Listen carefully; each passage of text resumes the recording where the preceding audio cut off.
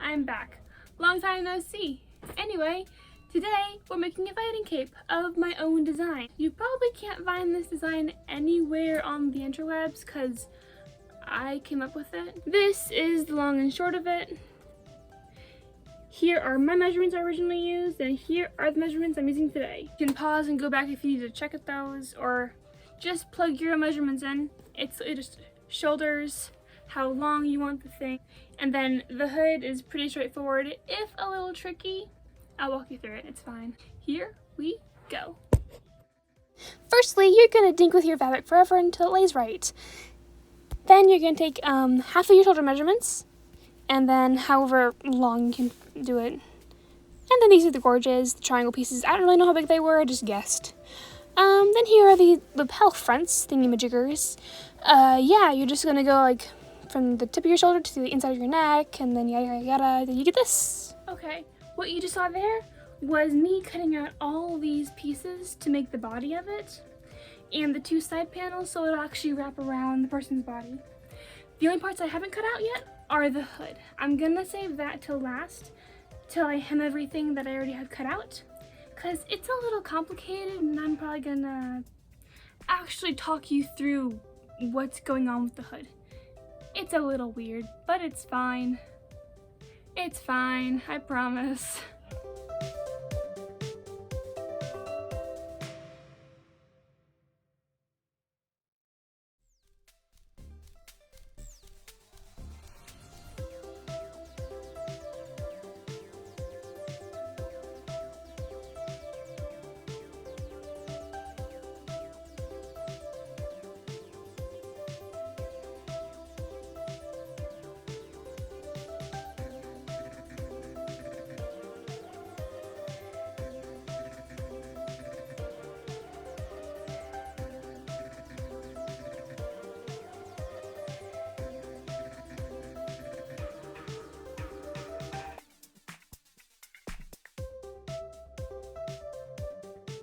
So once you spent an eternia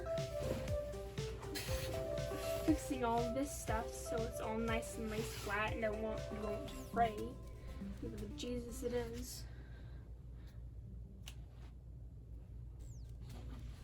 Once you fix all the fraying edges except for the bottom edge, because you'll even that out later and do it all together.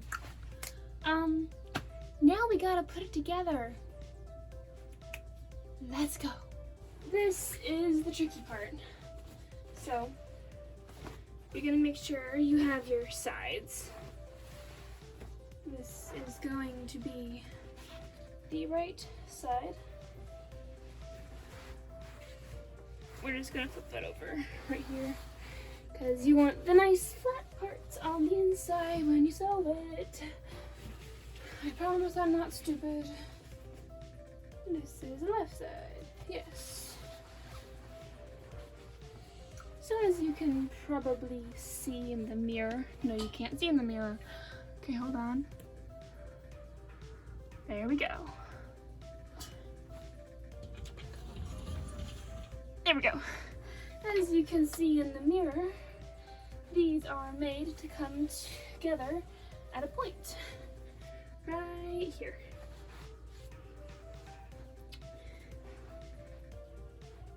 And they're all hemmed up, or else that'd be quite annoying.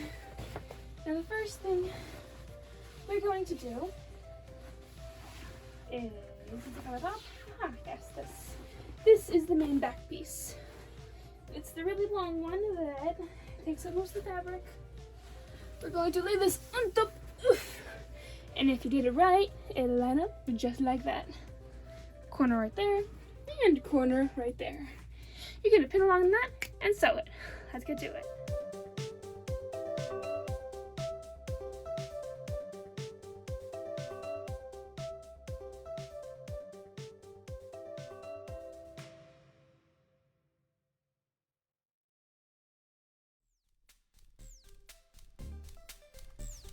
Okay, now that we have dealt with the big things, it's time to move on to these things. These are gonna start at the bottom. Whichever one is shorter, just go from there. For me, the flappy thing in front is shorter. So I'm gonna pin this all the way up until it ends. And then I'm gonna do the exact same thing on the back side. And then from where your armhole ends to where the triangle starts, it's just gonna be a straight seam. It's very simple actually. You're gonna do that on both sides with both the triangles you have cut out and hemmed. You've hemmed them if you've had a phrase. Mine phrase a lot and it's horrible. But hey, it's for a friend. Okay, let's go.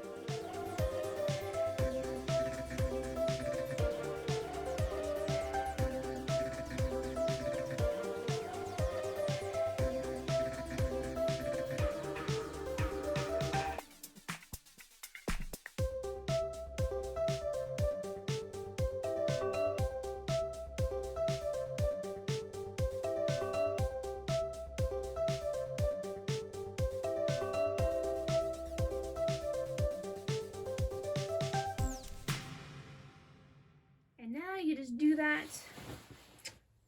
one more time. Okay, now the last thing we need to do is hem the bottom, which is all janky cause life. Let's even it out and hem it.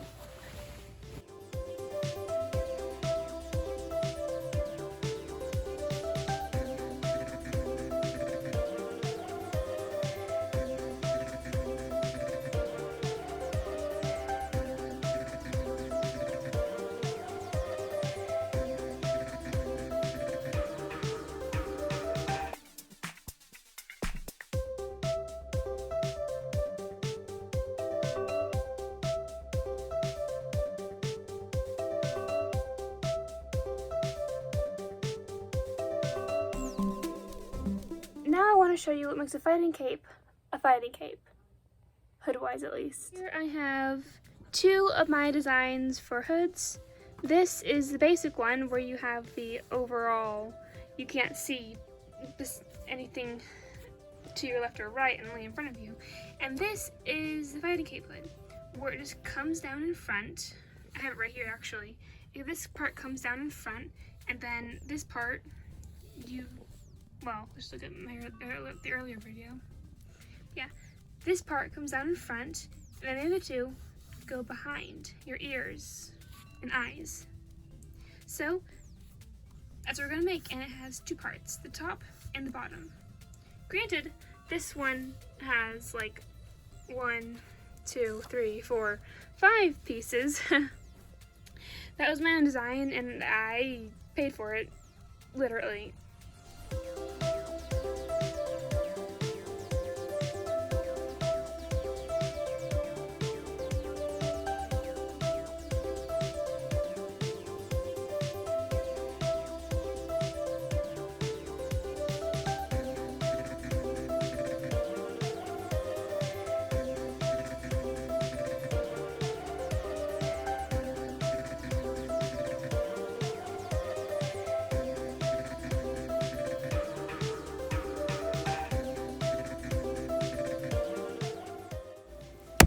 Okay children, the next part of the video when the sound returns to normal, it's not a needed portion. I'll leave a timestamp somewhere where you can skip it, but it's just me dinking with the hood part only to realize I have to recut it and hem it a lot.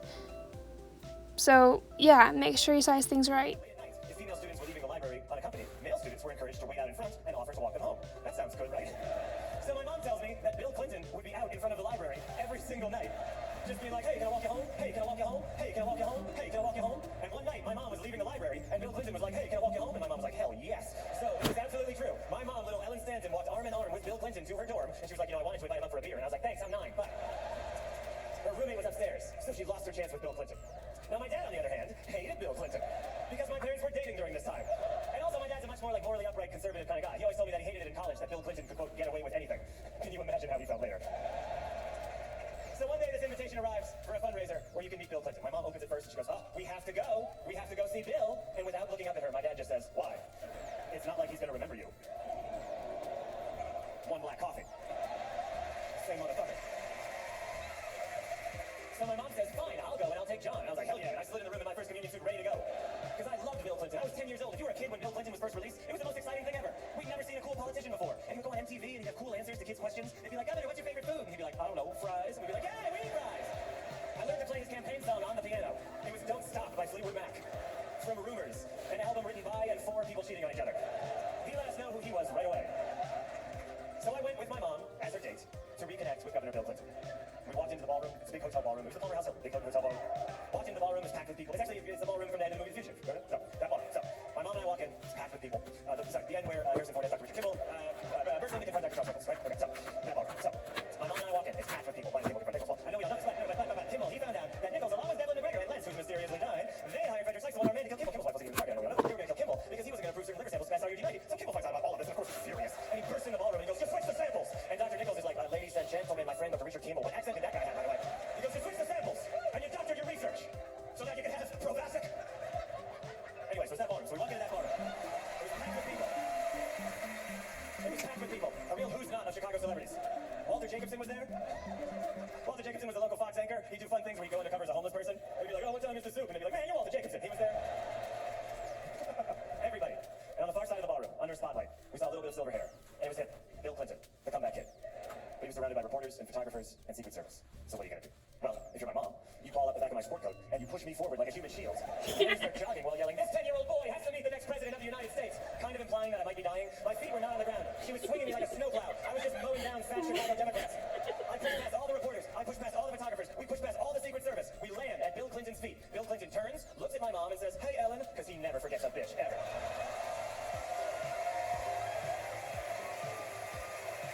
My mom melts. She goes, hi, Bill. Then it is revealed that she has no plan. So she pushes me towards Clinton and she goes, this is my son John and he's also going to be president. So I was like, what the hell are you talking about? I'm not going to be president. And I know now that I'm definitely never going to be president. Not unless everyone gets real cool about a bunch of stuff really quickly. Based on my 10-year-old memory, Bill Clinton is about 13 feet tall. And he leaned down because, well, I was wearing this button that I bought outside the fundraiser. It was a cartoon button of George H.W. Bush. And it had a quail flying over his head. And it was shitting on his head. And it said bird-brained. And I thought it was very funny. And Bill Clinton leaned down so that only I could hear. And he said, hey, man, I like your button. And I said, you can do whatever you want forever. And he took my advice. And it was the best night of my entire life.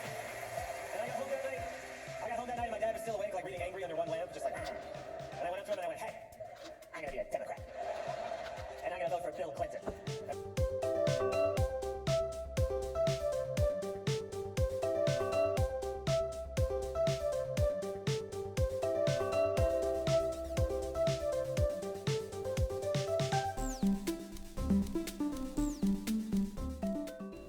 Here's a fun fact. Because I am so dumb and have no idea what I'm doing, I actually wasted a lot of time and thread not doing the right thing. When I should have cut the 2 lines across and then followed the pins in to make the back of the hood, I just cut across, sewed down, then realized I needed to cut again. So this is me cutting again, as you can see.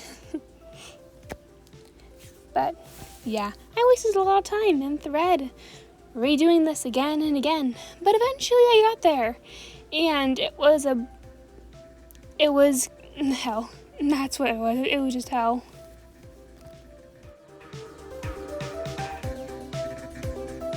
Okay, now that you have your hood done, that's this part, the small thing, now we get to the easy part, attaching the hood to the cloak. To sew the hood to the cloak, you're going to want to find the middle of both the hood and the cloak separately, then pin them together and sew along the back of the neck and down the little lapel shoulder things. Like this. It's very simple. And now, once you're finished with your fighting cape that you made for someone else, you try it on and make sure it looks fine. See? I still have to do a few things, like add a weight to right here so it'll actually stay down. And add some little buttonhole thingies, not buttonholes, but holes. So we can like lace it up like you want. But you guys can do whatever you want with your capes, because they're your capes. That was my video. Goodbye.